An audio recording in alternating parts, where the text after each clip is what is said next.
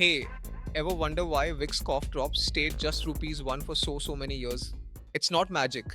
This super low price helped Vicks reach almost everyone in India, from big cities to small villages. But how did they keep the price the same when everything else got expensive? They did a smart trick called shrinkflation.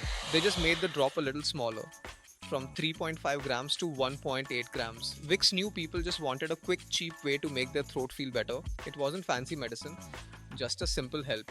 Keeping the price at rupees 1 built huge trust.